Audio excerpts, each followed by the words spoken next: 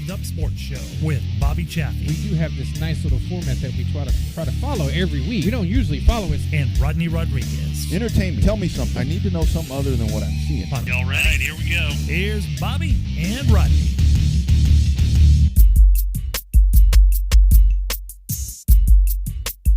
I think there's like a saying where you step on it. That's what I did. I stepped on it, so. It's always a good one right there. Hashtag Real Race Talk. We are back from Texas. And here's my main question for you, Mr. Chaffee. How is it always that we go to Pensacola and it's raining, it's cold, whatever, get home to Texas to get away from all that crap? Man, total opposite this year. I left from Pensacola early this morning, and I'm dressed for it's going to be cold, it's going to be wet or whatever, and man, I was sweating my balls off by the time I got to the airport, and I get back to Texas, and man, here we are, dude. It's kind of bass backwards this year. It's supposed to get a lot colder too. Yeah, it's supposed apparently to. From the weather forecast that I watched, it's supposed to be a lot colder here in the Central Texas region. But I think Thursday or Friday we're supposed to have record-breaking 87. Yeah, record-breaking record-breaking sunshine. So it's just get ready. It'll be back to normal. Well, that's good for Stevie Whitaker. Hopefully, all of that's going to coincide all the way down to the coast, as he has a big show set up there. And we'll talk about that. Hopefully that's going to be a big success.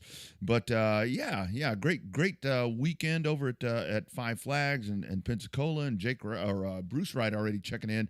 Just got back to the ATL. Good time hanging out there. Bruce and Miss Ellie always taking care of old Double R right there. It was a great time there with those folks. Always a grand time. But so, Bobby, your thoughts? I mean, a lot of storylines, and you and I were kind of going back and forth a little bit. We'll break down the snowball, and super excited. This was actually going to be, I haven't even gotten to tell you this, Bobby. This was going to be a Tuesday show, is kind of what I thought, because that's what we always do after the snowball. But then I called Donnie Wilson last night, and he answered, and he said, "Oh, come on." I said, well, we might ought to have that conversation on Monday. Might as well. Yeah. I'm surprised that you must have been indulging there with Bruce and Gene and a couple of the people over there to call up Donnie Wilson and congratulate him on his Snowball Derby victory. Oh, man. You know me, man. ABC, always be closing, or always be calling in this case. But he confirmed. So he's going to jump on here in a little bit, and so we'll talk to Donnie Wilson, then Kurt Britt, because that at 7:30, because that was, we thought that may be what's the story going to be, and had it not been for the way that the snowball ended, I think the story of the whole week would have been that massive crash with Hunter Johnson. I mean that's one that scared the hell out of me. It was pretty rough. I know the second it happened that we were kind of texting back and forth. I even had people that may or may not have been watching it on an illegal stream or so, a little Twitch stream. Yeah. Messaged me and said, "Good Lord, did you see that?" I'm like, "Yeah, I saw that," because a couple people thought that I was there in person, because they know that I generally try to leave on Thursdays. They asked me where I was sitting when that happened, and but unfortunately, I wasn't there. I got to watch it on the Race in America feed like everybody else. But tough hit. Good to see that all worked out as well as it could given the circumstances. Yeah, and just goes to talk about the way these vehicles are built. I mean, because that was massive right there, and for the kid to walk away, I mean that's a very good thing, and thank goodness that all worked out that way, because that. Those things, I mean, they build them well, but they're not really built to put all that weight on the roof, and that was the scariest part about all that. Yeah, I mean, and even if you look at some of the collateral damage there with John Hiles' truck, those little A-bars that he had up on his stuff, they were bent pretty good too. So I mean, he had a ringside seat, if you will, sort of John Hile on that wreck too. So hopefully, hadn't had a chance to. Everything that we saw said John was pretty much okay. I guess he kind of a fortunate afterthought in that, with the damage to the fence and with Hunter Johnson having that massive collision that he had. But both drivers apparently as okay as they can be. Looks like there's a fractured T3 there for Hunter, but other than that, I think John John walked away, probably some bumps and bruises with as close as that truck came to sitting in his lap. Yeah, and Hunter was back at the track. I mean, so that's a very good thing. I mean, that's a very good thing. And again, I mean, that's where it goes back to we always talk about, guys want to spend all this money on shocks and all this other stuff. It's funny, we always talk about shocks on here, but it's like, man, invest that money in your safety stuff, because that's the stuff. I mean, before you start the season, go in there, update your belts. I mean, look at your family and think, okay, I'm the loose nut behind the wheel. I need to take care of myself in the best way. Spend some of that money that you want to throw into the horsepower and handling and all that. Put it in safety gear, because that's going to ultimately save you in a situation like this. Yeah, it really did. I mean, you got to see firsthand all the safety equipment work. The Han stuff was working. You got to see the seat doing what it needed to do with the safety insert and everything else like that. So the truck itself did what it was supposed to do. It disintegrated a lot. It was a hell of an impact. Yeah, it was. But it looked like it disintegrated a lot of the parts and pieces to take away some of the G-force that the driver's going to feel in an instance like that. But it just goes to show you, it doesn't matter whether you're running a NASCAR truck or a pro truck there in Pensacola. Safety's got to be your number one deal, or else if it's not, you got to try to do something else. Yeah, got to be number one. Before we dive into everything, we do have to wish a belated happy birthday to our friend Marianne Nauman. Got to see her on Friday night, I think it was. We went stopped by the old trailer there and checked her out. So happy birthday to her. So good stuff, really good stuff. And Marianne, one of those. I mean, she's cream of the crop right there. Just taking care of business. Nothing better than have a birthday during the Derby weekend, right? I mean, it looks like they probably had a good time set up over there. Don't tell Mark Adamski it's your birthday during Derby weekend, because he'll make sure everybody has a good time anyway. But especially with it being somebody's birthday. So Mark Radivsky, one of our favorite people, got to see some of the pictures of the Wild Man down there and his crew. Looks like they had a good time as always there at the Derby. Yeah, a lot of folks out there, and just got to see, just so many of our friends. It's kind of the family reunion thing there. Hung out with Joe Dan Bailey. He was actually watching the race with us on Friday or Saturday and Sunday. So a good time there with Joe Dan. Always fun to get to talk to him and get his perspective and all of that good stuff. And man, that man can drink some coffee. It's kind of an inside joke right there, but Waffle House coffee drinker right there. I'll tell you. I'm like, Joe Dan, come on, man. Hey, man, and depending on some parts of the world, that Waffle House coffee is A grade, man. Well, Joe Dan opened up his cup one time, and I'm like, oh, okay, I get it. I get it now. I get it now. But so let's go to, because I know that folks really kind of like this question of the week thing, and I don't want to go to bump and run and all of that. I mean, we're going to talk to Donnie about that and all of that good stuff. But question of the week. So I thought maybe we'd spin it this way with the stuff that I was getting. So give us your winners in advance for the Whitaker Memorial this weekend and why they win. And most importantly, what's going to be the biggest story coming out of Corpus Christi on, next Monday when we're doing the show again. That's going to be a loaded show right there, dude. That's going to be a lot of fun, and the weather's going to cooperate. I think it's going to be good. I could already tell you what the question will be coming out of the show on Monday, and it's going to be somewhat negative, but I think the question that everybody's going to ask is who's going to own South Texas Speedway for the 2022 season. Oh yeah, you know it. That's going to be the number one question for sure. That's going to be the question, and that's what I kept waiting for. For folks to jump on and assuming that's going to be the case. But and that's a great question. I mean, because Stevie took this on, and I mean, the whole thing is it's tough for him because hell, he wants to race, and when he jumps in a car, he's really good. So I think it's tricky, but what happens next is really going to be the best question, and I frankly have no idea. I mean, I know there's been some conversation going on Speed Zone, induced by me about pave it, but I don't know, man. I just hope somebody is going to step to the plate and keep the damn thing going, whatever surface it's going to be. Yeah, whatever surface it's going to be. I mean, Corpus is too big of too much history as a racing town to not have any type of racetrack there. It's been one of those races that it's one of those cities that has such a long history, even going back to the Riverside racetrack days, the drag racing days, stuff along those lines. It has a lot of history there with racing in Texas and has deep roots in racing with the Hardcastles, the Miklacheks, and other names that are, you can't mention all of them without offending somebody by missing them. But Corpus is just too much of a racing town to not have any type of racetrack, regardless of what surface it is. Yeah, and that's the thing. I mean, it really does. And like because I posted on there, it's like, I mean, so many of the core of a lot of the drivers come from there, and I really think that the like we talked about, the South Texas and Texana, I mean, they're a little ways apart, but I mean, compared to South Texas versus Cotton Bowl or even 37, I mean, I think you have a nice balance right there. So we'll see what happens. I think we might have to get Owen Pittman on this program and see what his thoughts are. I bet he has some. Maybe. I'm sure he's got some. I'm sure he's got some vested interest in it too. I bet he has thoughts, and I'm damn sure he probably has a plan. Possibly. That man never stops. His wheels are always spinning in a good, positive way, not stuck in the mud kind of spinning, but the gears are always running.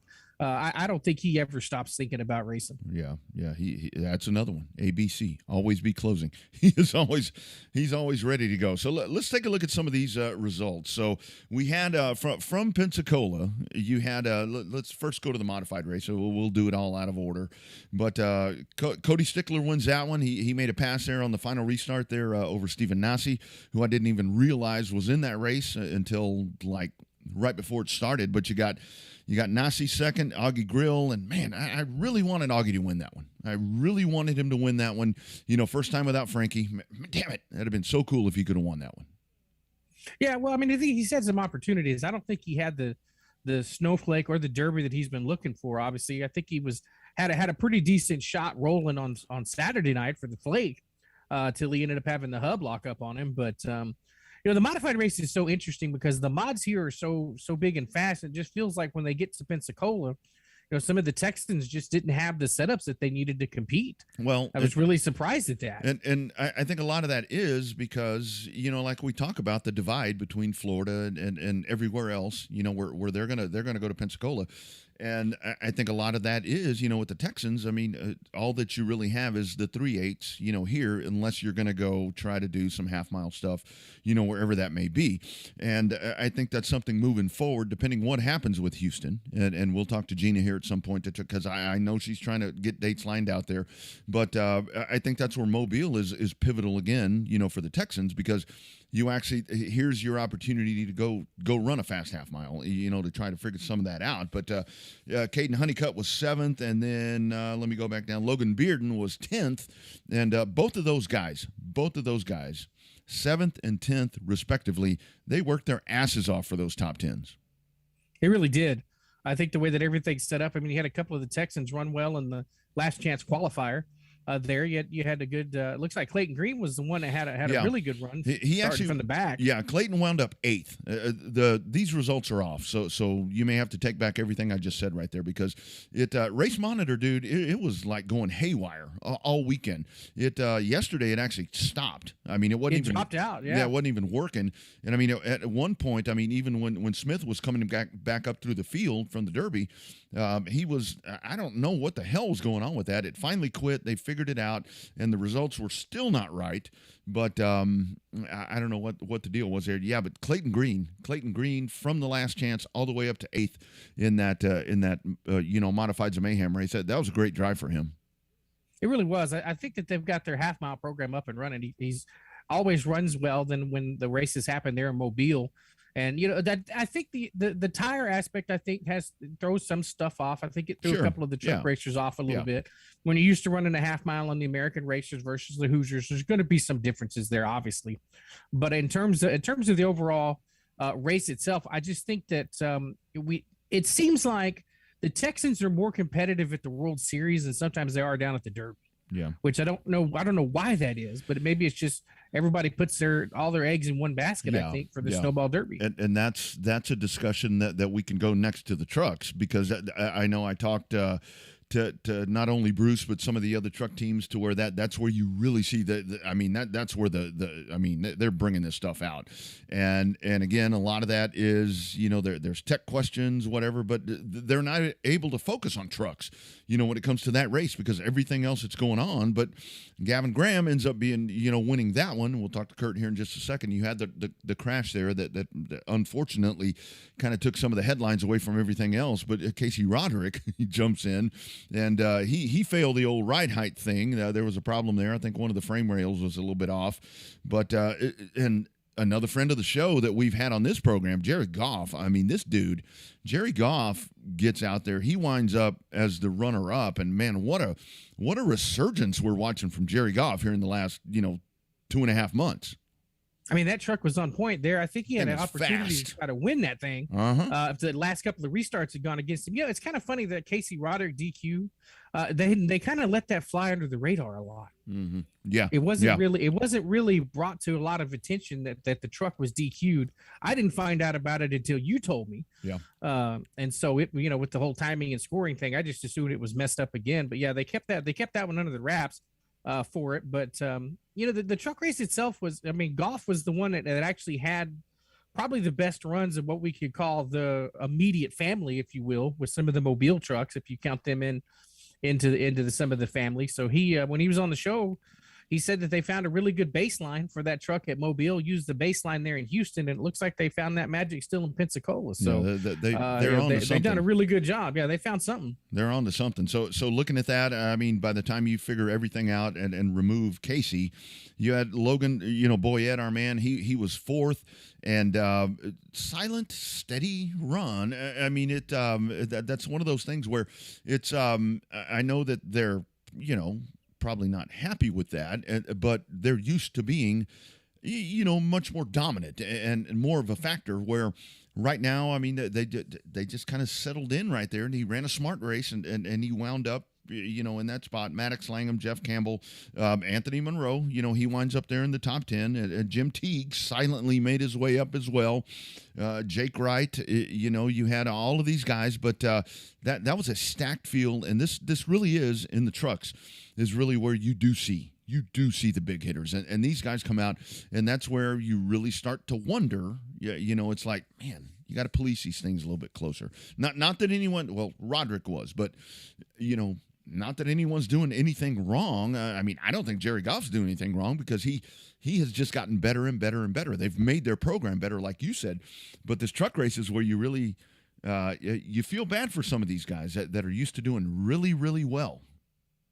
I think that the problem is with the trucks is that we've talked about it before, is that everything at the Derby is set on those super late models, right? And even the pro late models to a certain extent, the modifieds of Mayhem kind of police their own selves. Yeah. But it's so hard. I think that's what part of the reason why the trucks run on Thursday. I think the trucks lost a lot of attention when they got booted out of that Saturday show for the Outlaws. Yeah. And I think that became a problem there with the trucks, because as we've seen before, the scrutiny is not always there. But everybody presses the envelope some, but it's it was, some of those trucks were just fast for trucks. That's incredibly you saw trucks fast, doing things that trucks aren't supposed to do, so to speak, with the way they handle and turn sideways and stuff like that. They start to pivot, and it's like, wow. that truck doesn't. That truck's not supposed to do that. It pivots like a pro late model, and it's. That's one of those things. But that's what you get in this race. Speaking of the Outlaws, Conor O'Kresick, not really a surprise. When I saw him on the entry list, I knew that he was going to be, a formidable foe for these guys. Yeah, tough break when a lot of those guys got taken out in that one big wreck. Yeah. But the Outlaw race was, I won't say took a bit boring. Yeah, it's because I text you to ask. Not as much as hanging out for it. Oh yeah, we stayed. Yeah, I wasn't leaving. I'm like, get to do this once a year. I'm staying. I guess I got bored at the house because I had more stuff to do to pass the time during that long red flag. But it definitely was a clusterous of a race that you're not used to seeing. But yeah, they tore a lot of stuff up. I will say, as far as the Racing America broadcast, I think they need to get another camera there in turns 3 and 4. Yeah. I think that would go a long way towards having that coverage. They have the main rooftop camera. Put her on the boom over there in turn 3. Yeah, kind of. They got the camera coming down the backstretch, or at least they did. But they need a camera to focus there on turn 4, especially when they have all the haulers there. You can't hardly see anything. The only way you get any footage of that's with the drone. And we've seen, the drones can't run but 4 or 5 minutes at a time. Yeah, that's right. Watson, Finch, Bubba Winslow, Sutton, that rounds out the top 5. Good run for Robert Barker. He qualified right there. I think he was sixth or seventh, qualified extremely well. He ran, got in a little bit of some stuff happening right there. I watched that race with Rick, with Polero, and we were kind of sitting there talking about these cars and the evolution of them, and it was really cool to see, especially when you started having all the delays. I mean, I could actually talk to Rick, and he talked about how this class has grown and the appeal of it and so forth, and good conversation with Rick. Got to get him back on, and I told him we would. So that was fun. Top row of the bleachers in turn 2, hanging out with Palermo, as my wife says. Palermo, huh? It was it was good. His cars didn't fare so well. I guess Mike was the only one that took his car. John didn't run that outlaw race, did he? They concentrated all their stuff on the truck. Yeah, didn't run that race. But then again, John, God bless. After Thursday, I'm like, golly, man. That was a lot, and I got to tell you, for even guys, even people that may not think, that don't like John Heil for whatever reason, man, when you see the roof get ripped off of that vehicle, I'm sure as hell hoping that you're concerned about him, because that was some scary shit. It really was. In terms of when you first see the accident, you're obviously you're drawn to the 38 truck, right? Because that's the one that the sparks and the flying and the body panels and everything else, and that's the one you see hitting the fence. And then when you take a look at the replay, you realize that John, that truck, that 38 truck, bounced off that wall and bounced right back onto the dash of that 96 truck and ripped the body off and all of that. So you get to take a chance to look at it. So I'm sure John's been racing a long time. That's probably one of the most wicked accidents he's probably ever been in. Yeah, and it's one of those things where just in the wrong place at the wrong time. And you go back to, we'll talk to Kurt here in a little bit. Stephen Davis, that's a situation right there where, there was some contact out there. These guys are hitting each other a lot. More than people even realize, but you had that move right there. And, I don't know Stephen Davis very well, but, the whole thing is, and we talked about this a lot over the weekend. You cannot. Was it intentional? I don't know. Look like it, but you can't hook a guy there. Hell, you can't right rear a guy going into turn 1 at Pensacola. No, you just can't. No, if you're, I don't know, maybe Mobile do it going into 1, because they're going to fly over the thing, but that's totally uncalled for. You can't do that shit. That's, I saw the tweets and everything, saying, well, he's trying to murder him. No, he wasn't. He wasn't trying to murder him. They were just they were racing hard. Yeah. But I don't. The outcome, obviously, I don't think anybody meant to flip him into the fence. I think that it was a little bit where Johnson was coming up just a tick and he was still coming down just a tick. It ended up being a racing deal, but there was more fault to be blamed there on Stephen Davis than there was on Hunter Johnson. Absolutely. And of course, Noah Gragson as well. That's a whole different conversation that you can have right there in the snowflake. I did get some firsthand knowledge there that Gragson had to go out in a unmarked car. It's like, get him out of here. But again, you go and you start messing with one of the local favorites and join along, she's great, and I love the emotion and all of that. But this is what this event has become. It's horrible to say, but you expect this. You expect this each and every damn time. But you expect the carnage in it. It's the Snowball Derby, regardless of what class you're running into. The trophy at the end of the day says Snowball Derby. It either says Snowball Derby Tom Dawson Trophy, or it says Snowball Derby Pro Alan Turner Pro Late Model Trophy, Outlaw Trophy, trucks, pure stock sportsman. They all say Snowball Derby winner. Mm-hmm. And they all get a special flag that says Snowball Derby winner checkered flag. And so you expect the carnage, especially in some of the, as much as I hate to call the trucks the support class down there, and the outlaw class down there, the same thing. That you expect the carnage. There's always carnage in a pro late model race, Every time. and even in some super stock races. Every time, yeah. I think if it's not some rich kid named Noah Gragson, it's just some other rich kid that they're going to blame for the wreck. Which, I mean, obviously he deserved it. I mean, he took him 3 wide down on the restart, which that didn't work either. Yeah, but you go back to it, and but like I was saying, I mean, you expect something to happen, and even we'll talk to Donnie here in a minute, but even with that race, look, bottom line, I mean, I told you, I said Chandler Smith is going to win, but when Thorne took off, the first part of the race, Smith was right there, and he was the closest one. Had he not had, when he had to go in and get the car cooled down and all, what people are forgetting, and he came from the back, drove that thing up, and when that caution came out with 13 to go or whatever it was, I knew it. I said, here we go. I mean, I think I thought he was quicker because he had just gone right through the field, but I'm like, here we go. I mean, it's going to come down to it. We're going to have another one of those finishes, and nature of the beast. I mean, that's just the way we race right now.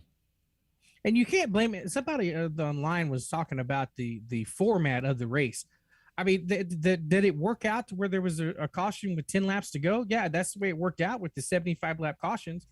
But those are timed in there. They did their research before they went into the controlled pit stops for the 75 laps. Sure. They did the research and knew how that was supposed to work. And it's just been so much that the last couple of derbies have been 2 hours worth. I mean, that one was 7 minutes faster. I think it was 2 hours and 2 minutes. Yeah, 2:02. Comparatively to the 2 hours and 9 minutes from last year's derby, or I guess technically the year before. Yeah.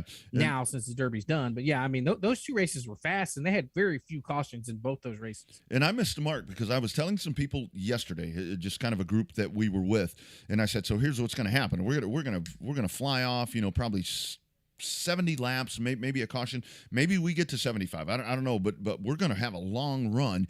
And you had a couple of cautions early on, which at that point you start to think, okay, the nature of this race is going completely opposite of what we are accustomed to, because it usually is a very long run, because the guys and ladies know that they need to get out there and save their shit, but it became that, and for it to be the quickest race ever. And I talked to some people, and I've gotten texts and tweets and all this stuff talking about, well, it was the quickest race and all this, that, and the other. But, hey, man, ain't nothing wrong with them not tearing stuff up.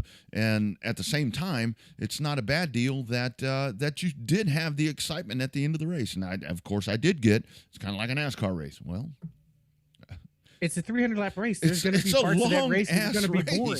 Yeah. It is a long race. I mean, it happens all the time. I mean, we string out at dirt tracks. I mean, it's just what happens when you have this is a very, and I don't mean this as an insult to the snowball derby. This is a much glorified enduro. You have to survive to be a factor in this thing. And you have to be fast. Not only do you have to survive, you got to be fast, because there was a lot of cars that were laps down or pretty early. It was almost like an ARCA race.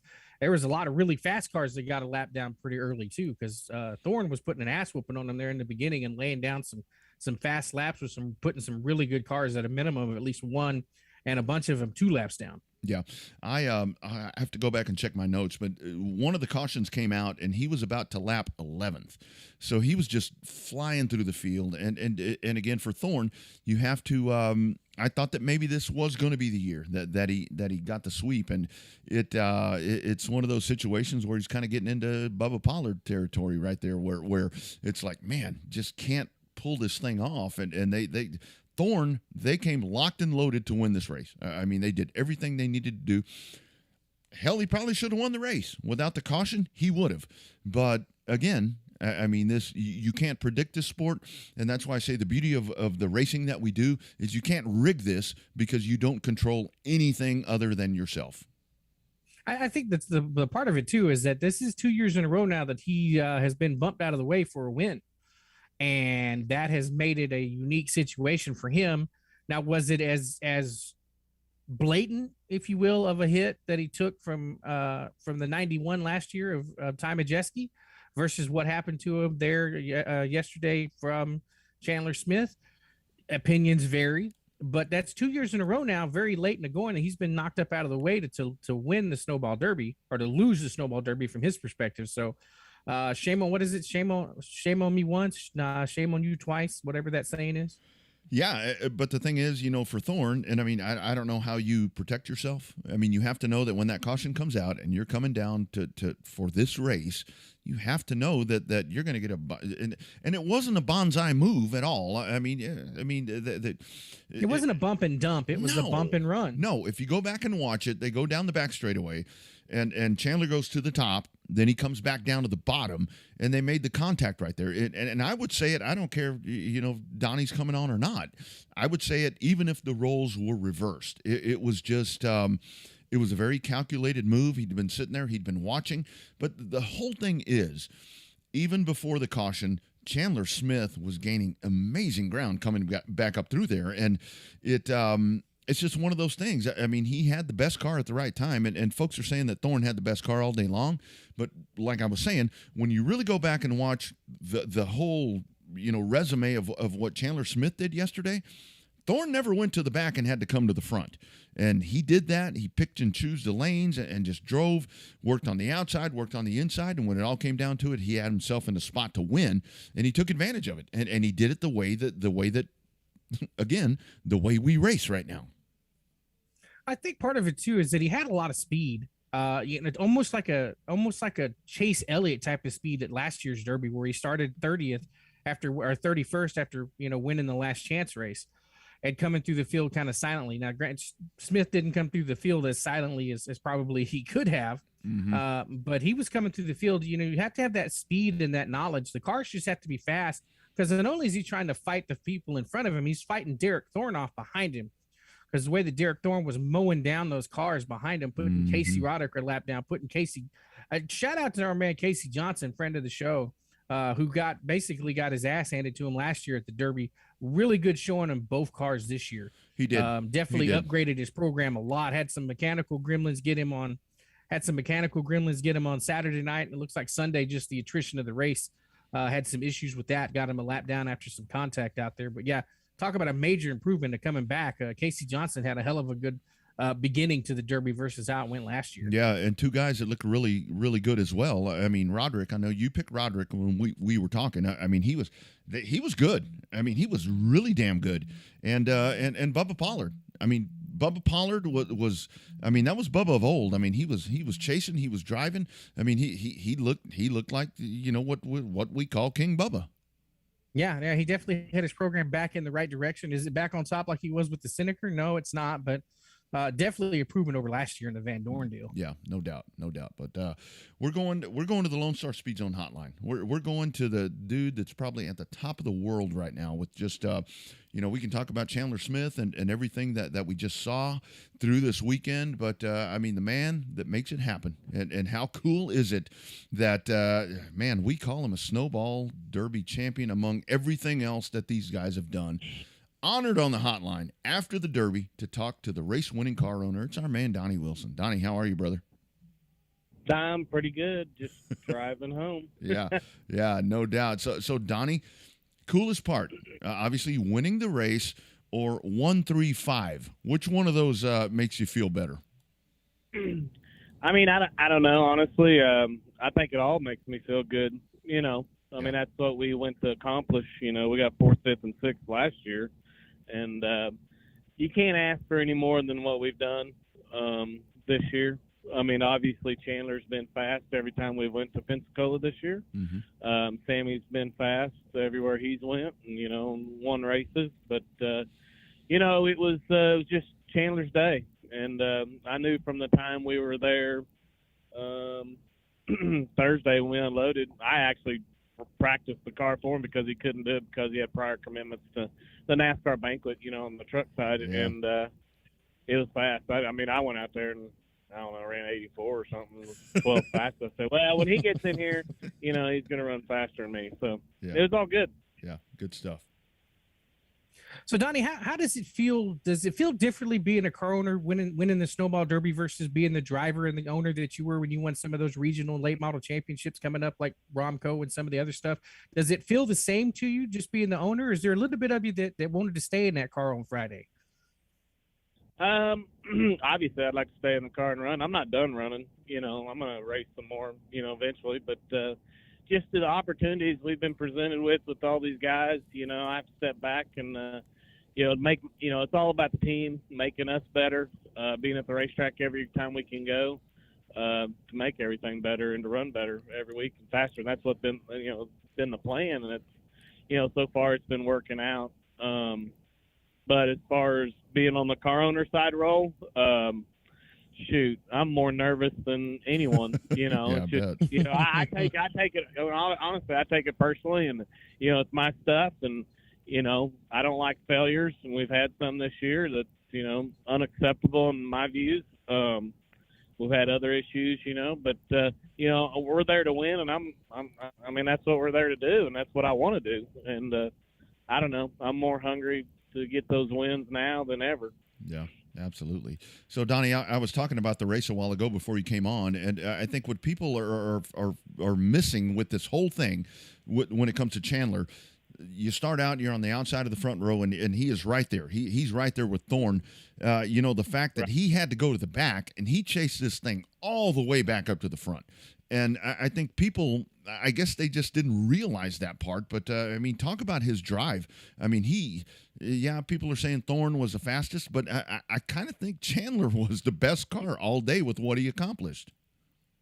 I think if he would have, we had debris on the grill, and, it was running hot on that caution, whatever lap it was, 30, it's early in the race. You can't, I couldn't afford to keep him out there and, risk, the debris not coming off and hurting the motor. And so I made the call to bring him in, and it was a thin plastic piece of wrapping material that was just, it was hard. It was not going to come off. It was just kind of stuck, Right. It kind of sticks really good. So, but if he would have stayed out, I felt like he, another 10 or 15 laps, he was going to go by Thorne. I agree. I really do. And, people can say what they want, but there wasn't anyone else that went to the back. And the way our format is, to drive through the field with patience like he did, he knew he had a good car. And to do what he did, was extreme. I have to say, my other car that finished third, Cole Butcher, he had some stagger issues during the middle of the race and fell back. But they rebounded, had a great car at the end, and finished third. And then you got Sammy that got in that incident, that one wreck. Yep. And I'm pretty positive that it, bent both sides of the rear end. It banged the whole body up, obviously. And, for him to, in Bond to make all the adjustments they made, and for him to come back and get fifth was, I think that's kind of the unsung one there, because that's just a tremendous job. But at the end of the day, I can't be any more happier than for Chandler after what he's been through and the heartache. Obviously, Winchester 400, All-American 400, and then we went to the Governor's Cup, and he's been snake bit, obviously, on the truck side, earlier in the year and some things. He's been snake bit there, and, we kept on telling him, just hang in there, like I said, it'll come, and obviously it did yesterday. And I can't be more ecstatic than anything, it's just great. Yeah, love it. Donnie, has the pace of the last couple of derbies surprised you at just how intense they've been? And not only that, but how fast they get? 300 laps in Pensacola and just to tick over 2 hours. There's some 100-lap races at Pensacola that take 2 hours. So from the driving perspective and your experience behind the wheel, does it surprise you at how fast these races have been, the pace of them? I don't think so. I think, what we've noticed the past couple of years, everyone respects their equipment, a lot more now, and I think that's where you're getting a lot of that. Like I said, we only had maybe one or two incidents yesterday, and that was it. That's everyone's racing hard and getting it. Obviously every derby is different, but it was a little hotter than usual. Slick racetrack, everyone's sliding all over the place. I think it was, some people I've seen complain because they thought it was boring, but I mean, I really didn't think so. I mean, there's passing in the field, you know. Yeah, it was. Thorne just checked out, you know, and obviously Thorne's fast. I mean, you know, and people have sat there and, you know, some people gripe about what happened at the end, but it's no different than what Majeski did last year. I mean, it was crazy. It was almost a carbon copy situation. Yeah. Yeah. And I can tell you, for the folks that said the race was boring, that they weren't watching the 26 car. Because to watch what he did, you would not have gotten bored watching the drive that he did. So your thoughts on that? I mean, you get that, and you know, for the folks that talk about that, and we were discussing that. I mean, this is what happens.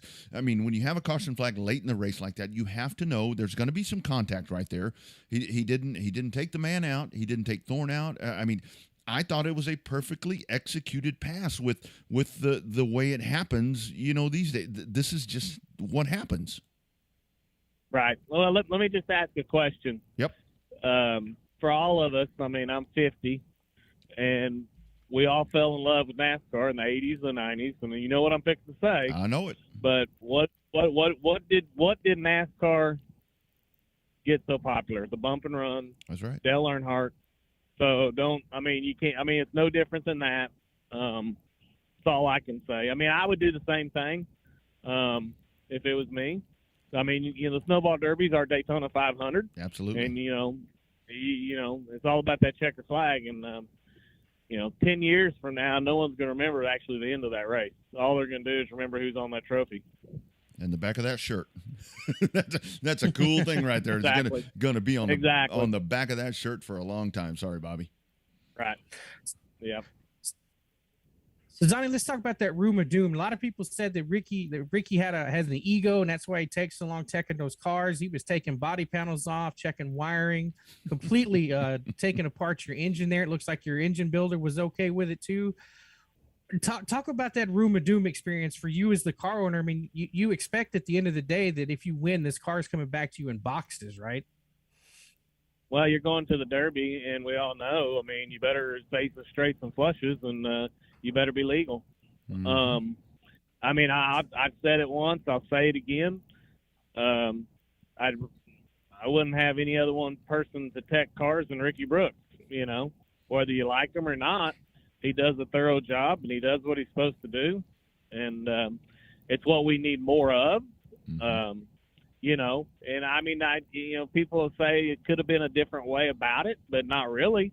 I mean, we've heard, you know, all year long, oh, you're cheating or this or that. I mean, we had a carburetor issue at Pensacola, and I mean, I hate to say it, but we ran it at the Derby last year. We didn't do nothing to it. So, but it doesn't matter. The gauges he's got is what he's got. It better fit him, you know? Mm-hmm. And, I mean, that's just what happened. And, but anyways, coming back to this weekend, you know, people's rumors have been out, this, that, motors, blah, blah, blah. And, you know, I think he put that to bed real quick, you know, even though we were there 3 or 4 hours, let him do his job, you know. I didn't have nothing to hide. I mean, he pulled door panels and the fenders off because he pulled everyone's ignition box and all the wire loom out of the car so you don't have traction control, which we don't. And he did all 3 cars, you know, so mm-hmm. It's all good. Yeah. And Donnie, isn't it funny? Because I've heard with this conversation, you know, for so many years, it's like, okay, the room of doom, it takes too long. But like the argument now is it happened too fast. 4 hours, that's a long ass time to be sitting over there. I mean, but that's just kind of what we deal with. You know, it's there's never a right answer, it seems like. There's not a right answer, but I think a lot of it because the different motor combinations that, you know, we have now, you know, for the, you know, sealed motors to the parts motors, you know, the sealed motors they're sealed. So there's supposedly no question about them, you know, but I've always been one to think, I don't care if it's sealed or not, it needs to be checked. You know what I'm saying? It's sure. Just, I think it needs to be done. You know, the only thing that me on my side looks at is like, well, I got to put that motor back together, so I'm out of that. You know, so that's the I mean, that is the downside. You know, and I don't know how it could be corrected, but you know, it's I don't care. You can take it all apart; it don't matter to me. Mm-hmm. I'm going home with the trophy, so we're good. That's it. That's it. The biggest one of them all. Yep. So Donnie, Rich Bickle was talking about it, and I'm going to paraphrase kind of what he was talking about, where he said the Derby, as prestigious as it is, needs to pay more money to like what some of these bigger dirt late models pay. You know, I'm assuming he's talking like the $50,000 to $100,000 pay range. Obviously, as an owner, the more money that they pay to win, the better it is in the pocketbook for you. But as somebody that runs, the bigger super late model races all over the country, is there a need for these races to pay more money, or is the package that we have right now, sufficient enough to make the sport survive? Well, I mean, obviously we see what the dirt late model world's doing, and I mean, I think we need to follow suit. I do think that certain races need to pay more money. I mean, I'm not going to say how much I feel like, but I mean, I do feel like the Derby should pay a lot more. Mm-hmm. But I mean, we could talk for hours on this. Right. But I mean, no one's. I mean, let's just be truthful. No one's making any money racing these cars or anything. At the end of the day, But still, yet it costs us a lot more money nowadays than it did 10 to 15 years ago, and the purses are not have not gone up like inflation. Let's just say, over the past 10 or 15 years. I mean, there's races that $5,000 to win. Well, I mean, it's 2021, fixed to be 2022. I remember Romco Series in 2001. I mean, we raced for $3,600 to win. You know what I'm saying? So Yeah. I mean that's 20 years ago. Set of tires don't cost $400 no more. They're $760. So everything's up. So the purse should be up some more. Yeah. Great point. So talk about the season. I mean, you culminate with winning this one, but been a pretty damn good year for you guys. Nah, it's really been an awesome year. I mean, you can't expect any more. 8 wins total. Nice. That's I went over it today, and it really is kind of hard to fathom. But the big races at the end of the year. We won the Winchester 400. We was leading All-American 400 with 20 to go, and the same on Chandler's car, the same culprit that did at Winchester when he was leading. And basically it's the batteries, these Odyssey batteries that we run on these types of Hemkeys. They're having some problems with the plates or something going on, and just when you go to refire them, they just knock the plates out and it's dead. Damn. So that's kind of what was happening. That happened, and then we go to let's see, that's Nashville. Then we go to the Governor's Cup. Yeah. And we had Don Chandler was leading that one. Had some debris knock the oil pump off. Well, you know what happens then. So lost him.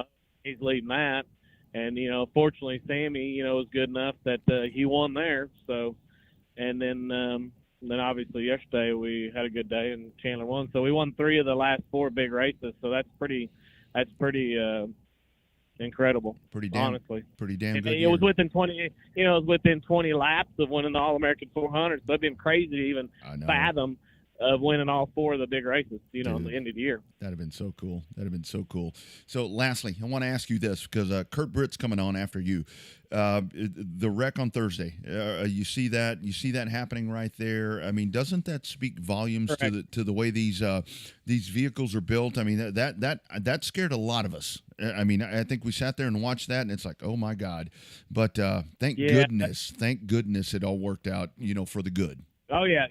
Yeah, that's crazy. I wasn't there, but I saw it, and it's just unbelievable, that how hard he hit, how he hit. He was able to get out and walk away, and these cages, these nowadays are built stronger, and I mean, we just have to keep an eye on them. But you always have to be prepared for the unexpected, as I always say, and that's a prime example. Yeah, that's for sure. Well, Donnie, man, thanks for taking some time. I knew it was going to be a task to get you on. I can just imagine everything that you've been going through the last, 24 hours with everything. But man, what a great win! You got that one under your belt, and dude, just keep doing it, dude. Looking forward to lots of good stuff. Yeah, I mean, I feel blessed. I mean, it's been an awesome week. It's been an awesome year. I mean, because I get to look at, personally, I won the All-American 400. Yep. Our groups won the Winchester 400. We won the Snowball Derby. We won the Governor's Cup. I mean, you can't ask any more for that. So I'm truly grateful for all the people that I have in my group. And that's it's not me, it's them. Sure. They're the ones put the hard work in, and we put it all together, and it's come out really good, and hopefully we can have just as good or better year next year, and see what that brings. So when's your first race back? What's your first 2022 race? You gotten that far yet? I'm still trying to figure that one out. I love it. When we went to New Smyrna, I mean, I jumped in, only had 10 laps of practice, and I qualified fifth. So I mean, I told him, I said, man, you guys are in trouble if you let me practice a lot more and work on my car. I'm going to beat you little young kids. That's right. Show them how it's done, man. I said, I still got it. That's right. Absolutely. You sure do, man. You sure do. That's good stuff, dude. Congratulations, man. So happy. Thank you. But I plan to get back in one of these days. So. Yeah. I'm not done yet. Oh, I know. I appreciate it, guys. Yeah, absolutely, man. Keep doing it, dude. We'll talk to you soon. Thank you. All right. Donnie Wilson. Look at that. It's that's a happy car owner right there, man. Good for him. Good for him. I mean, that's it's one of those things where, man, I know that it probably, I mean, like he's talking about right there, he wants to drive, but he has figured out a way. Man, they are the ones to beat. They are so damn good. Yeah, that program has been just incredible, the speed, and it's not just one car of the No, fleet it's every damn one of them. It's been fast. It's been all of them have been fast. Like you said, when Chandler had issues, Sammy was able to win a race when Chandler had issues. So, and the consistency. I think that the other part about that race is that your third place finisher and your fifth place finisher all out of the Wilson Motorsports stable. I think what goes underserved about that is that you didn't hear about them a whole lot. Yeah, Sammy didn't make a lot of noise on Sunday. Didn't make a lot of noise yesterday. Cole Butcher ran in the top 5 a good majority of the day. Most of the day. And most of the day, and didn't make an enemy. He wasn't on TV a lot. I think that's part of it too. A lot of the people, the keyboard warriors that complain about that race being boring as hell, were probably not there, because it's just like any other race where there's so much passing that goes on within the field. TV can only show you so much in these little different boxes because they can only talk about so much at one time. Yeah, and it was a very competitive race. And like I told him, I mean, obviously, if folks, they weren't watching the 26, because to watch what he did was really good. And it was such a good race with the Derby, because like we were talking about with Bubba, to see Bubba running in that top 5. And I mean, he was coming at one point, and then it kind of faded. Same thing with Roderick. I mean, Roderick was making some really nice moves right there. And then it just went away, and it was definitely not boring. I can tell you that, not at all. Yeah, I mean, I think that I didn't get the same vibe on the TV. It's kind of weird, and I'm sure it's because of the different production values. Clearly, Racing America did the best job that they could do in the situation they have with the budget restraints they have to cover the Snowball Derby. I didn't get near as excited for the Snowball Derby as I do when I watch the Daytona 500 on TV. I get way more excited when I'm at the Derby in person, and I don't know why that's the case. I mean, I guess just because being there, I've never been to the Daytona 500, but I get excited when the Daytona 500 comes on. But I love short track racing. Yeah, so, this is the Daytona 500 of short track racing. This is the Super Bowl of short track racing. Pick your descriptive phrase.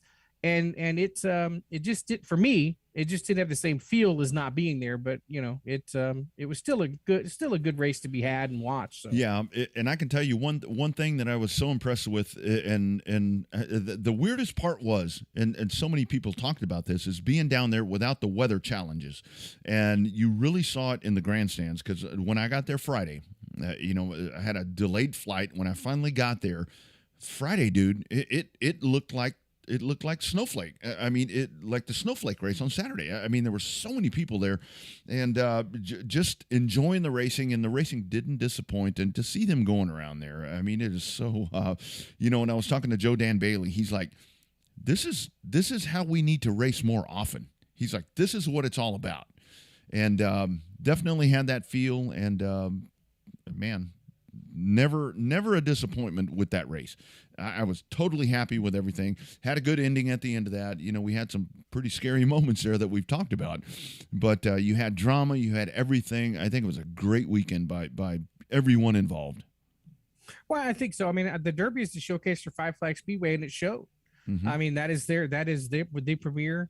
Grant, if you're up in the Midwest, you like the Oktoberfest stuff. You like some of those, the Joe Steer Memorial stuff along that. You got some of the big West Coast races, the from Kern County, the Winter Showdown. But by leaps and bounds, the Snowball Derby is a race everybody wants to go to. That's why you get all the champions from the Midwest, up north, Canada, Maine, California, Colorado, absolutely. Nevada, they all you show name up. it. That's where they're coming from all over the country to race at the Snowball Derby because the race is that big and that prestigious. Hell, it's 54 years old. Next year's going to be golden number 55. That's crazy. Was talking to a dude from Wisconsin this weekend, and he's a big time race fan up there in Wisconsin, and talking about all the stuff that happens up there. Like when we talked to Whipple, and he said, "I've heard so much about this. I just had to come see it." And he said, "It's a different environment." He said, "You people down here are crazy," and I'm like, "Well, I'm actually from further down," but yeah. I mean, it's a destination thing, and people come and it. And one of the guys I want to talk about before we get Kurt Britt, Ryan Preece. I saw some people, when the NASCAR guys come, whatever. But Preece was running a really nice race. Eric Jones as well, but he faded, and that's again speaks to the caliber of these teams like Donnie Wilson Racing. And just all these groups do such a great job because they do this all the time. When you have Eric Jones come in, Ryan Preece, and I know people say, "Well, Preece, he doesn't do whatever in the Cup Series." But yeah, put this dude on a short track. We saw him in the modified. You put him in these kind of cars, and that's a bad son of a gun right there. And he winds up, I think, 5th or 6th. I think that's the team that Denny Hamlin was supposed to be driving for, try to put together because his crew chief Chris Gabart was the main. I don't know if you want to call him an owner or the main spearheader by that group. So Preece ran really well all week. He was a quasi teammate to Bubba Pollard in the Port City family over there. So it was good to see. It was just good to see that. So refreshing, right? You didn't have he's a Cup guy, but he's not one of the flashy Cup guys that came in. Same thing with Eric Jones. Eric Jones coming back to his roots. He ran one of the races in Pensacola, one of the Blizzard races earlier in the season. And so, it's good to see those guys get back to their roots and not so much the short track, more short track roots. Jones more so getting back to the roots of the Derby, but Ryan Preece getting back to his roots with the short track race and stuff. So hopefully we'll hear some good news for Ryan Preece here coming up with his 2022 plans. Yeah, talented kid. So here's the way it all shook out. Here's the official results. Chandler Smith is your winner. As just talking to Donnie right there, just with everything that these guys were doing. So it's Chandler, Derek Thorne, Butcher, Preece, Sammy Smith, Hunter Robbins, Carson Hocevar, Stephen Nasse, a very quiet 8th place run there for Nasse. Corey Heim, who looked really good at one point as well. And then Eric Jones rounds out the top 10. And then there's Ty Majeski. So that's a pretty damn good top 11 right there, if you ask me. It's pretty good. That's an all-star race anywhere in the country there. Absolutely. Good stuff. And thanks for Donnie Wilson taking some time to check in with us. And we're going back to the Lone Star Speed Zone hotline because we've got another one of our friends on the line. And, of course, man, what just a great race team that he has. But, of course, some of the story from the weekend was just the scary situation that we saw on Thursday. But this is where you appreciate guys like this gentleman that we're about to talk to for what they do for the sport. And jumping over it is Kurt Britt. Kurt, how you doing, sir? I'm doing well. How are you guys doing tonight? Doing well. We're doing well. A little chilly down here in Texas, but otherwise good. First question, first and foremost, before we get into anything else, how's Hunter Robbins? Hunter Johnson. Oh, Hunter Johnson. Hunter Johnson Robbins is probably doing pretty good today. I'm sorry. Hunter Johnson. No, you're all good. Hunter is sore. I think he's got some pretty good pain medication right now. I bet. So when that wears off, he's really going to be sore as hell. But right now he's, at home, resting, just taking it easy. We're going to get him further evaluated maybe tomorrow, if not tomorrow, Wednesday. We're waiting on a doctor to call us back, orthopedic doctor, just to check him over and make sure that there's nothing else going on there, because God forbid the hospital the other night missed something. Oh, absolutely. So, Kurt, thanks for the time as always. So, it looks like you had the biggest range of emotion that a car owner or a truck owner can have at that point. You had the horrific wreck there with Hunter, but then you go through the room of doom and you end up getting one of the Snowball Derby trophies kind of popped in your lap for kind of being there. You know, everybody. Sometimes the room of doom's against you. Sometimes the room of doom's for you. So, talk about the emotion, the roller coaster ride there. Yeah, that was pretty insane. I was still pretty numb the whole night. Hell, I'm still numb now. Yeah. Believe it or not, I just crazy. You know, you really have to sit back and look at how precious life is. But you know, it was unfortunate for those guys that got thrown out. There's been some question about that truck for a long time, about some of the things that may or may not have been done to it. I still don't, you know, they got thrown out, so apparently there's something there that Ricky didn't like. There was quite a bit of vocabulary going on back and, well, not really back and forth, but just from one person over in the tech area about it was right and proved that it wasn't, and Ricky just said it was out of here. So Yeah. Something about some pickup points on the suspension being moved or something. I was 10, 12 feet away, so I didn't get the whole gist of it. But, you know, he had a level under there, and he was measuring all kinds of stuff and looking, and I guess he saw something he didn't like. Mm-hmm. Yeah, no doubt. Yeah. I mean, It's unfortunate to win one that way, but, you know, a win's a win. You know, we'll take it. And, you know, Gavin had been part of some misfortune over at Mobile earlier in the year, Yep. my doing, when we had the wrong shocks on the truck. So maybe a little bit of vindication there, you know? Yeah, for sure. And I think, Kurt, one of the things I know that Gina and I have talked about this, is that we think that the Truck Series is so valuable that, you know, with just the attention that you guys that do this, to see it seems like sometimes at Snowball, they become you know, they kind of get shoved away, unfortunately. But to see the attention to detail being put in there with Ricky and stuff like that, and again, nothing against the truck that got DQ'd, but to see that happening, that really proves that how valuable this Truck Series is to what we do around here. Absolutely. You know, without the support classes, you know, you got to have your support classes to make anything go. And for the Derby, you know, the trucks are a support class. Now, a few years ago, there were more trucks than there were Outlaw late models. And Yep. we got to race on Saturday night, you know, the same night as the Snowflake. But, you know, at Pensacola, that hadn't been the case the last few years. The truck count is just not what it used to be. Now, you get to Mobile, it's a different story. You know, but yeah, I don't know. It just it seems to be the way it is right now. Mm-hmm. So, Kurt, in terms of your program now, has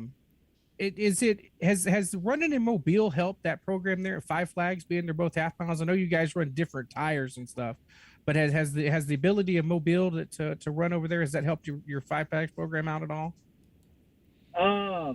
Probably not.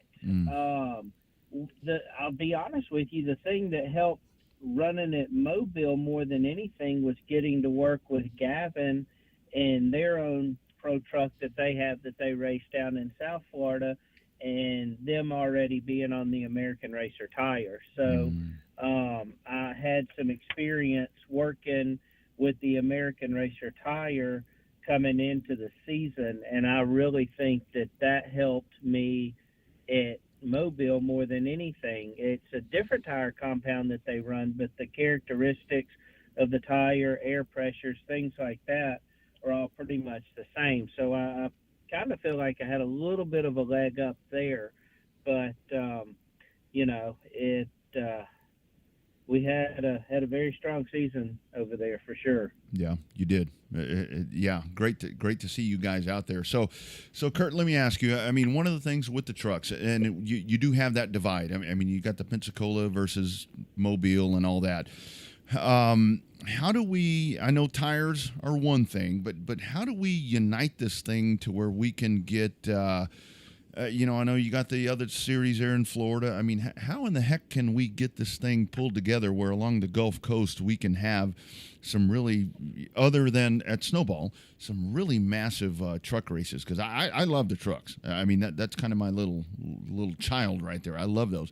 How do we make that to where we can all come together and figure this thing out? The unfortunate thing is what we have now. We'll have to expand on.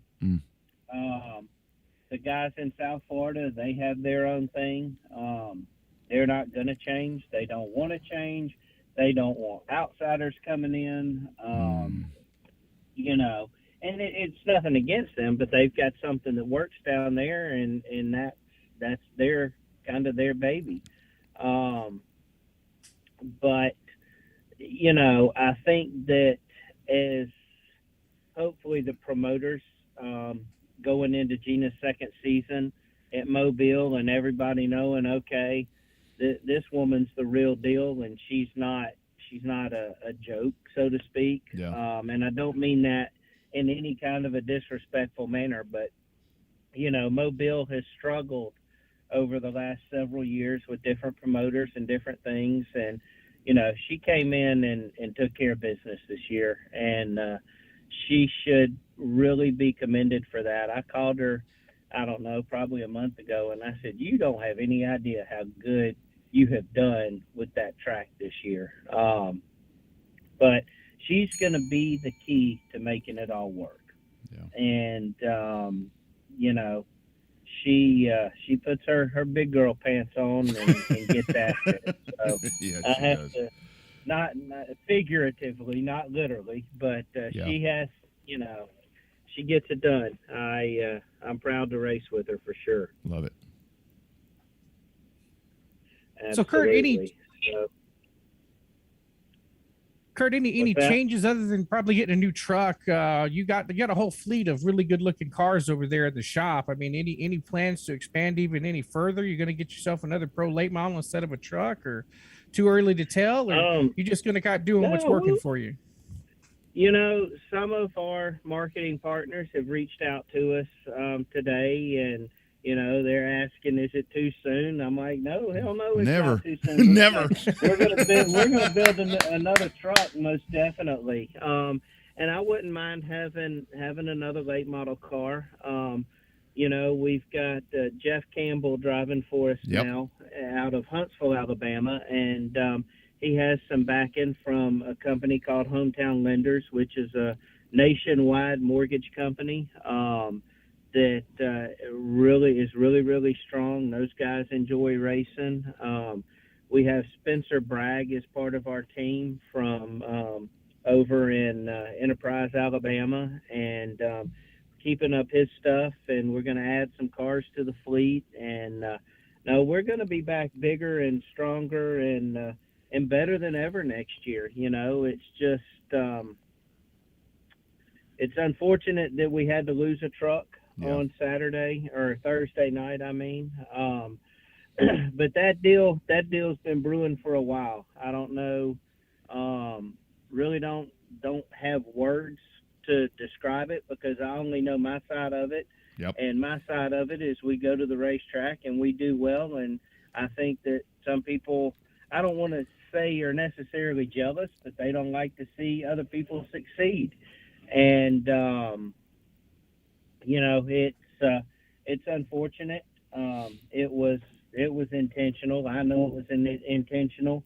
He knows it was intentional, but I don't think that he probably imagined it would be as severe as it was, or hell, he may not care how severe it was. I don't can't answer for it. Yeah. But no, we're gonna be back, and we're gonna be stronger and better than ever. And I have to ask you about that, Kurt, because we've done this long enough. You know that there are things, there are unwritten rules of racing. You know, whether it be, you know, if somebody's at the door, you don't crank down, you know, whatever. But I mean, you just you don't hook a guy. I mean, it doesn't matter how pissed off you get.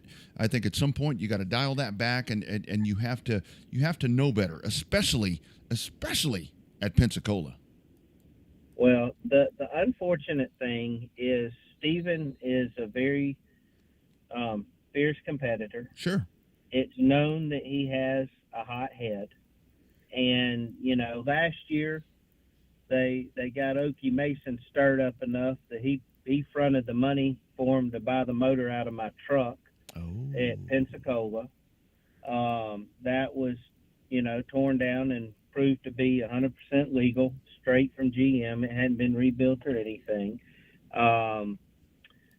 We were on the outside for a restart last year, and Grant Thompson was driving the truck, and I told Grant to go, and he jumped, and we got penalized, and Steven pulled down to the inside of the track, and, you know, they sent both of them to the back, and after the race, you know, we had passed Steven. I don't remember exact details, but after the race, Steven's pissed off and spins around on the back straightaway and is coming at Grant head on the racetrack after the race. So this has been an escalating thing that he carried too far, in my opinion, on Thursday night. He was mad as hell that Hunter got into him. Hunter tried to get off of him. He just kept coming down. He did what he damn well intended to do, and you know, to each his own. I hope he's happy with what he did. You know, he's got to live with it every day. He's just lucky that he didn't kill somebody. Amen. That one's hard. That was hard to follow up on. I don't have any other questions for you, Kurt, other than the stuff that I read about the relationship you have with Hunter, trying to get him to where he was on the show with us and talked about how he's learning and growing and working with you guys in the shop, you know, trying to put the trucks together and come on that. I think that's an untold story that a lot of people, I hope with anything that the, you know, that the wreck does shine a good light on is the relationship that you have, Right. The relationship you have with him in terms of, you know, helping him out when he's having issues and stuff like that. So I think that's a story that I hope gets told good. Absolutely. You know, I had several people when I was younger at different stages of my life mentor me through, you know, situations that, you know, nothing bad, just normal growing up stuff. And, you know, I had one friend in particular, you know, who took me one day because I had said some things that I probably shouldn't have said. And, you know, he told me, he said, pick that rock up. Okay. So I picked the rock up. He said, now you throw it as far as you can out through the field. I threw the rock out through there. He said, now call it back. You know, he said, hey, words are like rocks. Yeah. Once you throw them, you can't call them back. You know, wow. And just simple things like that to money management and things about how to operate a business and how to conduct yourself. And, you know, Hunter's dad is gone working a lot. And, you know, Hunter's at a volatile age where, you know, not intentionally, but you can wind up in a wrong situation very easily. Sure. And, you know, I scooped him up and said, hey, we're going to go to work every day, and we're going to work in this shop from can until can't. We don't have hours except we get here about 8:30 every morning, and Hunter rolls in at, you can count on it, about 8:22 to 8:28. He's figured out that the store up the street has pretty good breakfast, so it depends on how long the line is there. But you know, he shows up for work. He works hard. He is dedicated to anything that I ask him to do. And you know, all the money in the world can't buy people and friendships. And you know, I just want to be a person that can mentor, these kids that are coming through the program. And I had a lot of people growing up teach me a lot about cars and mechanics and just things that I want to be able to pass down to the younger generation and then be able to do things for themselves, because so much of it now is they're consumed by video games and not getting out and using their hands or getting dirty and doing things like that. Mm-hmm. Yeah, that's a great point. That's a great point. So Kurt, have to ask you, just kind of at the end of that, after everything was said and done, and thank goodness, Hunter, I know he's dinged up a little bit, but how proud were you that, knowing that as severe as that wreck was, that you built, you had a truck built, and I've heard about everything that's happened after, checking bar thickness and all of that, that you built something that you built a vessel that saved the kid's life, because man, that was a massive hit. We all do the best we can with our thoughts and what we think needs to be done at the level of short track racing that we're in. And thankfully I had enough input from other people and their opinions and things like that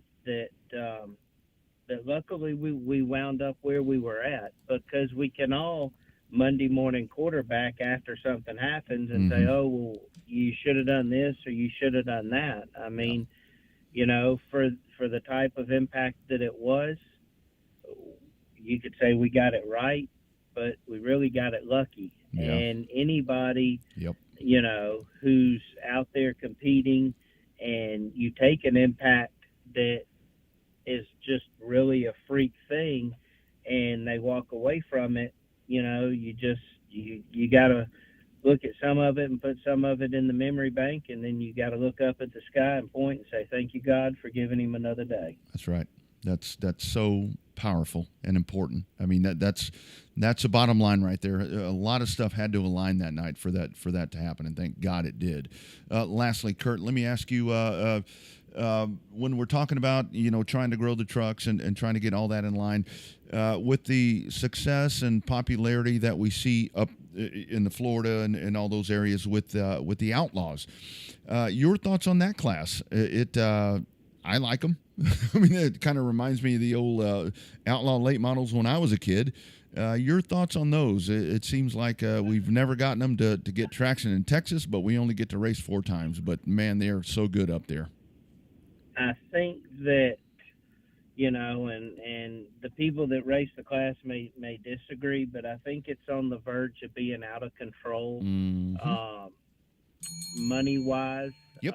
Purpose-built outlaw cars instead of older race cars that are sitting there. We have an outlaw car. It's a decent car, but we're at the verge right now where if we get it to where it needs to be a winning, capable car, we're fixing to have to dump $20,000 into the race car for a class that pays $500 on Saturday night. We're going to end up with a $60,000 race car, to win $500 or $600. But with that being said, I think what you might see is something like the Willman series that Ricky Brooks has taken over. Some of that stuff kind of coming in place where they're on a shock rule, they're on a motor rule, they're on a transmission rule.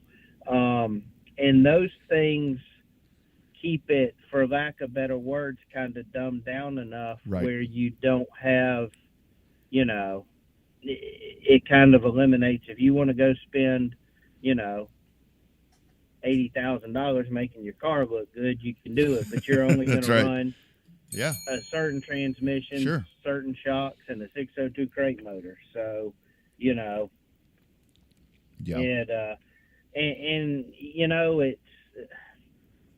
I think that you have to go that direction in order to make it feasible for the working man to do, because if we're not careful, none of us are going to be able to afford to race, because there again, there goes your car counts, because the normal person cannot afford it. Yeah.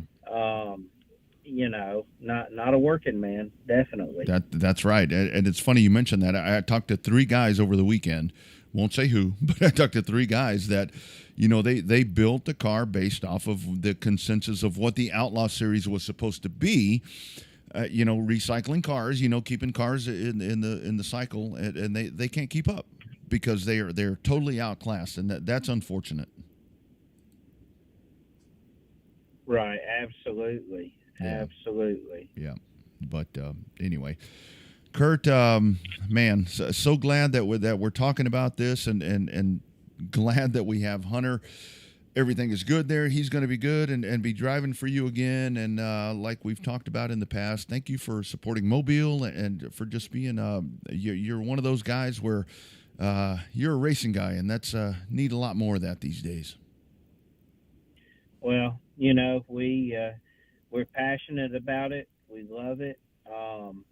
And absolutely we're gonna get Hunter back out there. I know that he's I don't think it's quite all sunk in yet for him. Yeah.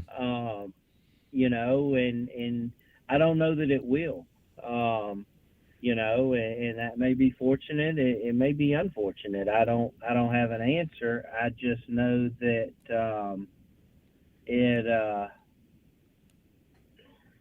we just gotta. It's like a horse. You fall off that horse, you gotta get back on that joker. That's it. Riding a bike. Yeah. Absolutely. Yeah. But we're excited to get things rolling for 2022. I can't wait to see you guys at Mobile. That's going to be, it's going to be a big deal over there next year. Yep, going to be a fun year, and thank you for coming out. I mean, seriously, I mean that from the bottom of my heart. Thank you for helping us with that, because we need all the help we can get. So much appreciated. Well, it's funny. We went to Houston last year with Grant, and we drove over there, and we won one of the races. We crashed out of the other one, and we had so much fun, and we were people that were the officials greeted us. I don't think that the competitors were exactly happy to see us coming to town, but it was really neat. I hope that things work out, that she's able to do some races over there next year as well. I would thoroughly enjoy coming back and getting to do that. And anytime we can do anything to help any of you guys, just give us a shout. We'll be glad to do anything we can. Yes, sir. Much appreciated. And thank you for jumping on here. That's always a great thing when we get to talk some good stuff with you, Kurt. Always a pleasure, sir. We'll talk soon. Have a great holiday to take some time off. Just kind of enjoy the holidays. And again, thank God that this thing all worked out in a better way. I wish there was time to take off. We've lost our minds here. We sold our house. Oh my goodness. We have to be out by the 15th. We've rented a condo at Atlanta Motor Speedway for a year while we build a new house. Nice. We're fixing to move to a new race shop. It's never ending. There's always plenty going on. There's always something. There's always something. Well, thank you guys, and y'all take care. You bet. Take care, Kurt. Always a pleasure, sir. All right. You bet. All right. Bye-bye. See you later. There he is, Kurt Britt. Man, Bill's a damn good race truck, and I didn't know all of the other stuff that he was. He told me last night. He said we're going to talk for real. I never know what that means. I didn't know the other stuff there. I didn't know the backstory. I didn't know all of that part. I mean, the hashtag on the wall behind you does say "Real Race Talk." That's what we're known for. That's true. But great conversation right there with him. And you can like what are you saying right there where he's still numb? I think a lot of us are, because to watch I mean, that was vicious the way that happened. That looked like Newman. I mean, that's what that looked like. Yeah, the short track version of Ryan Newman. Yeah, that'd be a good way to look at it. But it's I think that I think the positive is that it woke everybody back up on their safety type of deal, to double check their safety. It's unfortunate that it takes an accident of that magnitude to double check, make sure your welds are good, make sure your seat belts are good, your nets, your Hans devices, and all of that. It's unfortunate it takes an accident of that magnitude to do that. But hopefully out of every negative that what we've seen anyways is that out of every negative comes a new set of positives. That next truck the next truck that John maybe built something differently because of the fact that his A-arms got a little, the crossbars by the windshield got a little dented up more than they should have. So yeah, just who knows? It could be a good thing going forward. Yeah, everybody's numb about it now, but it could be a really good thing going forward. Yeah, a very scary reminder of just how important that whole aspect is. And you have to. I mean, you have to think about the Newman thing. I mean, when Newman was involved in that crash, remember he was the one that the bar that he asked NASCAR to put in. It saved his life, and hopefully something comes out of this to where they'll go back in, because I know like I was asking him, that they went in, they checked. I know they checked obviously Hunter Johnson's truck, went in there, did a bunch of diagnosis on that one. I think they took John's truck and were checking cage thickness, everything right there, to make sure the integrity was right, and thank goodness on both of those they were, because that yikes, that was sick. Yeah, definitely the wrong story to have as the lead story coming out of the Derby, right? You want to be celebrating the winners, not talking about this unfortunate accident on opening night, right? I mean, that put a damper on the entire week down there at the Derby, the whole weekend. So like I said, good news is that Hunter's okay, the best that he can be. It looks like he got a little compression fracture back there on some. I bet he's on some pretty good pain medicine, but that's what Kurt said. Yeah, eventually that's going to wear off, and I think that's kind of when the pain will come back. But thank goodness, and I know he was back at the track, just kind of checking stuff out. But I'm glad we're talking about him still being here and not anything else. Definitely. Yeah, that would not be good. So So Kurt didn't want to call. There's Cody checking in. Cody Brusso. Brusso checking in on the program. Got to give the bell right there, the Brusso bell. Of course, she has her own bell. But great program. We got Donnie Wilson. And we didn't get to talk a lot about that, but for him to check another one off the bucket list right there. And it sounds like to me that winning that, I think it's only made him hungrier to want to race more. I think so. That's what it sounds like anyway. That, I think getting in that car and shaking that car down on that Friday, waiting for that stuff to come, waiting for Chandler to come back from the award stuff there in Nashville. I think that renewed a fire that the Derby, the most prestigious late model race in the world. I think that got him fired up even more to get back behind the wheels. So yeah. We'll see. We'll see. Only time will tell. It won't be long, and then we'll be at New Smyrna getting ready to go once again. Call the show. Cody, call the show. We need a good laugh. Well, I got time. We got to get her snowball diagnosis here. Maybe we can do that. So I was actually asked over the weekend 5 times when we're going to do a call-in show. Oh, because a lot of the folks were asking about, like, when Moody was on, because he does Speedway, and so shoot, I don't know, we should do that. Maybe it's sometime. coming. We've talked about it. It's probably going to be a day we both have to be in studio. So yeah. Well, maybe we should, but I think that would be I don't know, that scares me. That I don't know. I'm not sure what. Do we need Do we need to hire a screener for that particular day? Do we need to have a third person up there? I don't think help so. With that? I mean, not necessarily. I mean, Answer the phone. Hello, who the hell is this? Kind of be free phones. Just kind of let them have at it. I don't. Depending who it may be. Hell, I don't know.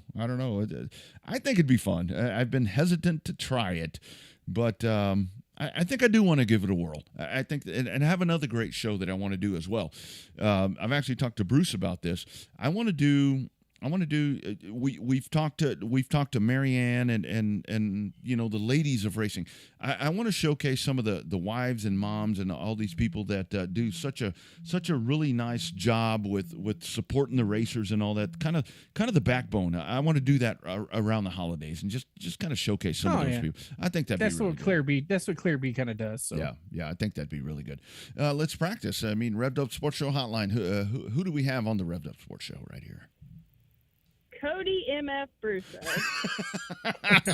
Look at that. How the hell are you doing, friend? I'm doing great. We're stuck in traffic. How about y'all? We're not stuck in traffic. It's cold as shit down here. I was telling Bobby earlier, so I left Florida this morning, and I left because I thought it was going to be cold and, whatever. And I'm sweating my ass off, sweating my balls off, leaving Florida. I get to Texas, and it's freezing cold. It's like the backwards of the way we usually do things around here. Yeah, pretty much. It's always usually colder here than it is there. Yeah. But y'all have tumbleweeds and stuff over there, so that's cool, right? We got all kinds of stuff over here. Cactuses. We got all kinds of stuff over here. So what's on your mind? Tell me about what you think of Snowball this weekend? Actually, I'm pretty impressed with Timmy Bryant and all them. We went on Thursday night, and that's the most fans I've seen there that night. Usually you start seeing people show up Friday, a lot of people on Saturday, and of course Sunday. But I mean, it stayed packed all weekend, so that was pretty cool. Mm-hmm. It was interesting throughout all the races they had. That was pretty wild. So, but we had a lot of fun. We went as spectators this year, and we had a pretty good time. So yeah, it was a good time.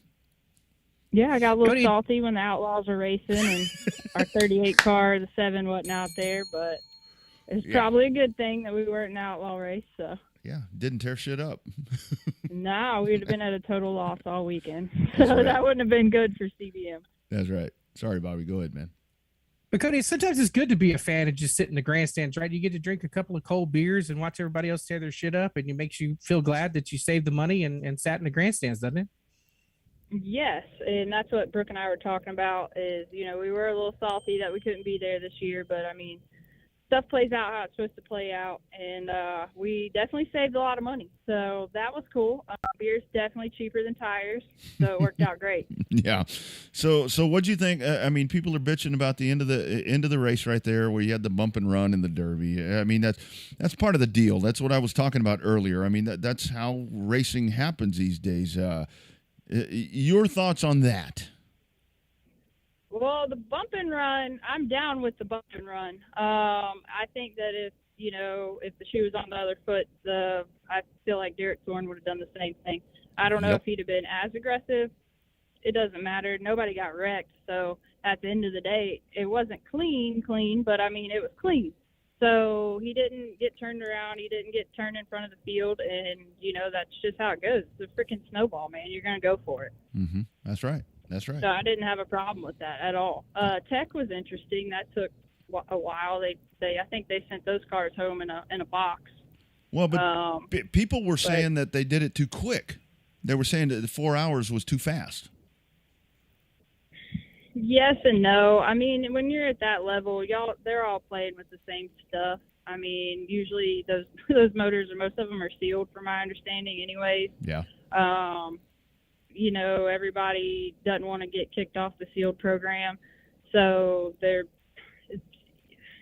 I don't really see the motors being wrong at the Derby. I don't think anybody is stupid enough to come with a cheater motor, to the actual Derby. Now, maybe like in the lower classes, yeah, whatever. But at that level, I don't really see it happening. Now, they did tear the bodies off of them, looking at wiring, which was cool, what you have to do. And I think a lot of people didn't understand that, but I don't think they also understand that if the more you pay for traction control or whatever you do, what they were looking for, the smaller it gets, the harder it is to find. So I don't think any of those top cars had it. Obviously, Ricky went pretty thorough with his deal, so I don't really have any complaints about it. Yeah, good stuff.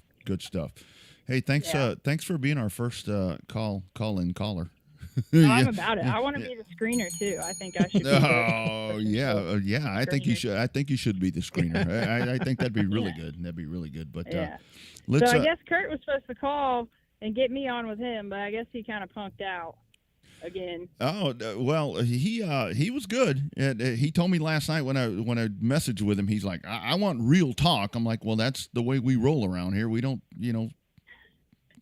do whatever. I almost said a bad word, a really bad word. I said we don't mess around here. We just talk for real. Yeah. No, the other days, the stuff that happened with Hunter, that was really scary, and it kind of puts things in perspective because, I'll be the first to tell you, and I'm sure everybody knows by now, I'm all about not really retaliation on that kind of level, but maybe after the checkered or maybe coming out of a corner, if, you race how you want to be raced, but that definitely was really, really scary. I think the worst part was that it happened, and then everybody was like, oh, you hear everybody yelling, and then the whole place just went silent because nobody really knew. Nobody knew. We didn't know. Mm-hmm. That was the worst part about that deal. I think that you have to know who you're racing against and who you're racing with, and the decisions that you make, they all have consequences, but I don't think that was warranted at all. It was really scary, and he's really fortunate to be here with us today. Yeah. Yep. I agree. Yep. Bonehead move, but glad he's here. So, Cody, thank you for checking in. Thank you for being caller number one. No problem. And we'll have you on for another extended interview coming up soon. Oh, I got to get in a race car first. I don't know what else we're going to talk about. I guess horses or something. We'll figure some shit out. Don't worry about that. All right. All right, take care. There it is. First call in. It is Cody Russo. How about that? It's only fitting. It's only fitting that she would be the first. I guess so. She's the one that got the Russo bell going. You ripped that bell. That bell been there for 5 years, and you ripped it off the table to send it to her. So yeah. Well, it's all good. Yeah, well, and it's funny, it's like we threw out the idea of a call-in show, and then here we go. There it happened, but yeah. Good show talking to Donnie Wilson, and man, it hurt. Great conversation with two really good owners, two guys that do really good things, and just they keep it real. They keep it real, and their contributions should not be. People shouldn't forget about the contribution of a car owner, because it's all about the driver and all this stuff. But it's guys like that really make it happen. Yeah, absolutely. They're the ones that pay the bills for the most part, and there's the ones that facilitate. I think sometimes the drivers the car owners get overlooked sometimes by the drivers. Not like it is in the big series where you kind of took the owner and the driver together. The short track stuff, because a lot of times the driver is the owner. I think sometimes it gets a little muddied in the water. Yeah, absolutely. Gonna try it one more time. Let's see what we got. Going to the Revved Up Sports Show hotline. Welcome to Russ on a Monday night. Who do we have? What's happening, boys? It sounds like the captain, Bruce Wright. The captain. How are things in Atlanta, GA? How are things on Bad Street, Atlanta, GA, my friend? Cold and wet. It's like here. It's cold as. Yeah. I was just talking about that with Cody, and I was telling Bobby. I left this morning when I left you guys. I left bundled up, and I was sweating like a pig by the time I got to the airport, and I got home and it was cold. Yeah, I got here. I got everything set up, trying to get ready to watch the show, and I just got soaking wet. So I'm still trying to recover from the weekend. I talked to Kurt earlier, and he said, "Is it raining where you're at yet?" And it just started, and from that point, for the next 4.5 hours, it was rain. Yikes! That's horrible. Yeah. Go ahead, Bobby. Sorry. So, Bruce, did you guys get the band back together again for this derby there? I wasn't there to record it this time. Several times. Did you watch Rock of Ages again and have a really good time? We got a new bass guitar player. We got Bill Kruger was in our RV, and that man was absolutely enthralled with Rock of Ages and Tom Cruise. It was awesome. Well, Bruce, I don't think he was enthralled with Tom Cruise. Come on. Well, I was being nice. Okay. I'm just trying to straighten stuff out right here, but anyway, yeah. Yeah. Wow, what a weekend. Yeah, it was good. So pretty start.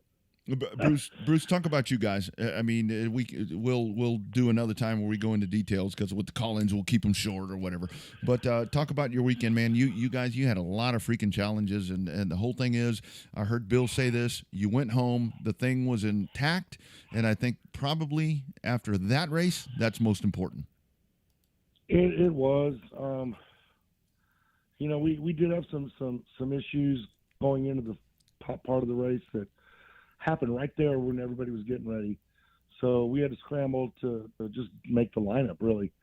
And it wasn't turning well, and Jake wasn't really happy, and he was bitching and not like normal, and and it went from bad to worse. And him and Heil were actually having a really good race there for a while. They were running sometimes 8th, 10th, 12th, right in there. Yeah. And I remember there was a caution. We keyed it in and told Jake just tuck in behind Heil. And really the biggest thing for Jake was he's trying to figure out the fast way. And nobody's better at that place than John. So we tucked in behind John. And when that shit went down, he went to the bottom. But by the time he got there, the debris field was raining, right? Oh, wow. And we didn't really know. We didn't know how much, if any, damage we had. We went under red and shut it down up on 3.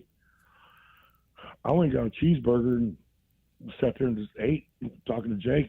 He didn't appreciate that, but after we got fired back up, he went into 1. He's like, no, I got no brakes.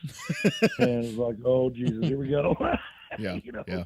So, just hang on. And I don't even know where we finished. I think 12th, 11th, something like that. Who knows? Who cares? Doesn't matter. You survived. You survived. That's and when we got it back to the trailer, man, we started looking, and the airbox is missing. It's not there anymore. There's a piece of the wall in the radiator. It's just embedded. Really wasn't leaking. Didn't really get hot, but there's a white. It looks like a piece of wall in the radiator. Another chunk of something broke the right rear caliper. It was just horrible, right? Yeah. I mean, and Jake, Jake's a pretty heads-up driver, and he saw it. He saw the door banging starting on the backstretch. But again, and I talked to Kurt about it, and candidly, we can door bang all day long. Talk to John Heil about it. Jake and John have had some really good battles, and they just bump, door bang, bump, bump and run, whatever. But you hook somebody like that, dude, that's just, I'm going to call it the way it is. That's bullshit. That's ass-whooping bullshit. And I lost a lot of respect for that man. Sure did. That was, I keyed the mic when I told Jake to go low, and then the next words were, oh, my God. And I just told him to stop, shut it down. Because it just, from my vantage point in the spotter stand, I was waiting for an ambulance, a hearse. Because I knew John was in the middle of it.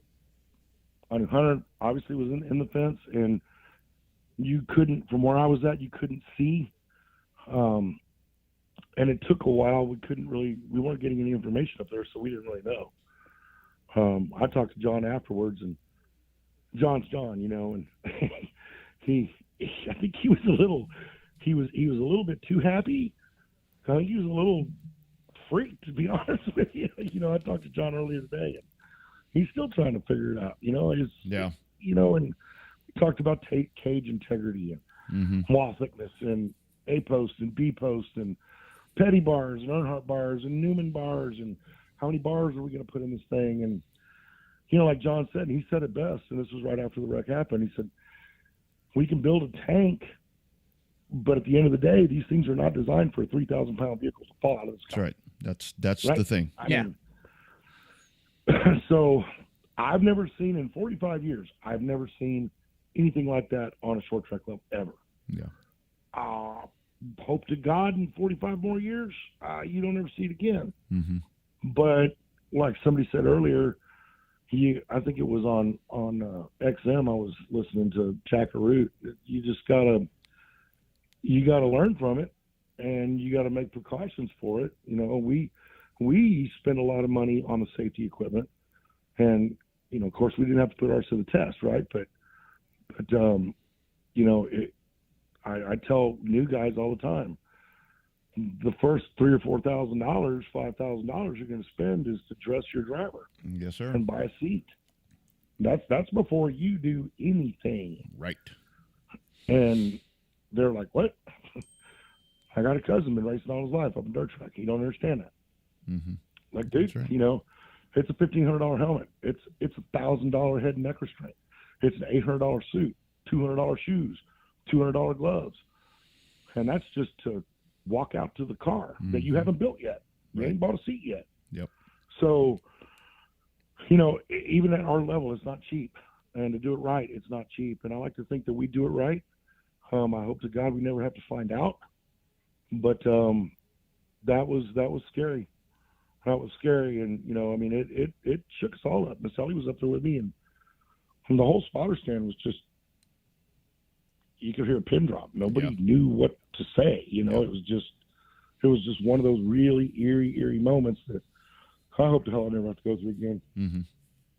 But, you know, like I said, you know, talk to John, talk to Jake Kruger, and we're going to tear her down, and we're going to look at it. You know, we're going to look at it from an engineering standpoint and put in what I was told were smart bars. You know, and just strategically put them in places where hopefully it won't fail. That's right. Because our cage is identical to John's cage.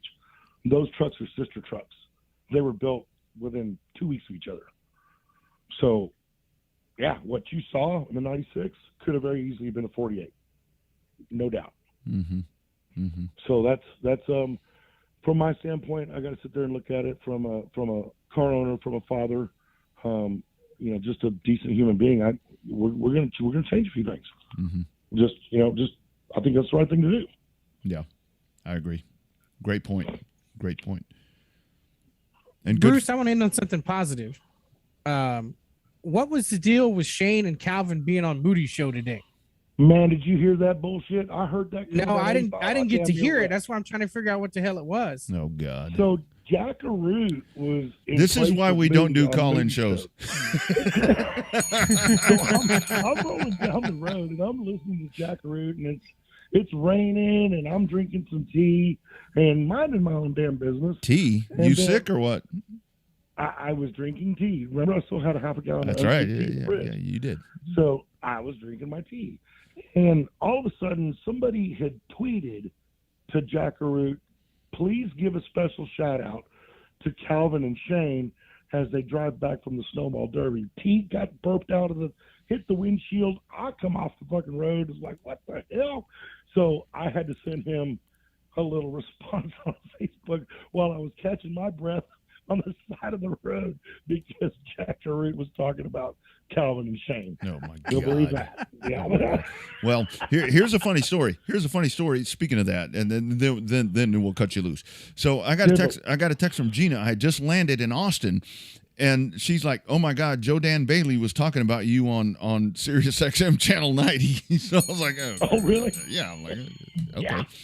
Hope he didn't tell them how many of those beers I slugged down at that event. I mean, but anyway. I listen to I always listen to XM, and I listen to all the damn shows, and the Derby was kind of the topic of conversation today. I'm sure it was. So I'm sure it was. I don't know when Moody's going to come back, but it ought to be interesting on his perspective. Yeah. So we'll see. News at 11.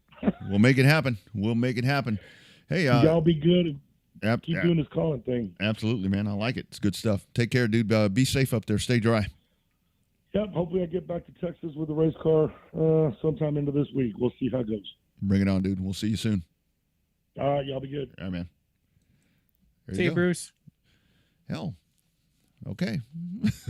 We know we can do it. Now we know we can do it. So good stuff. Good show. Still think we need a screen. Still think we need a screener. Yeah, well, I mean, we'll see. I mean, because what we're going to have to do, I mean, the only way to do it is like to publish the number. So it's like, okay, here's the number. Call in. But I don't know. We'll see what happens. Maybe we need to make a specific Google Voice number just for that. That way they don't just call the regular hotline number when they feel like it. Yeah, maybe so. Maybe so. There's a guy checking in right there on the Facebook feed that I'm sure would probably call into the old Russ call-in show. AA Alan Alexander taking all of his stuff down there to Florida. Yeah, good program, good perspective right there, and yeah, nice way to end. In with a sprint right there. That was fun. That's right. We'll do that more often. We will do that more often. Really enjoyed that. So, all right, everybody, you're in the holiday spirit. Hopefully everybody's holiday ready. And just remember, this is a time to pack your patience because I just been through a few airports. Pack your patience. Mm-hmm. Definitely got to have it, especially when you're trying to shove everybody in a little bitty plane. Mm-hmm. Yeah, absolutely. Absolutely. Great program. We're going to shut this thing down. It's run a little too long. And there's still people watching, for crying out loud. Could be Got onto a hardcore fans. What can we say? Could be onto something here. Could be onto something. Thank you, Donnie Wilson. Thank you, Kurt Britt. Thanks to our callers that called in. And cool stuff. Rest of the week, Robert, what you got on tap, my brother? I'm working on bowl preparation plans. UTSA got a bowl that I wasn't prepared for. Got to try to get some extra time off from work. Going to be hard because it's right before Christmas, but we will see how that all shakes out and get ready to go north to Frisco and support the birds in any which way that I can. All you people, go to South Texas Speedway this weekend. I can't get there. I thought that I could, but I can't. So make your way out there, support that racetrack, and we'll answer the burning question. We'll answer the second part of this Monday, the biggest story from Corpus Christi next week. That'll be next week. For Bobby, I'm Rodney. We gone.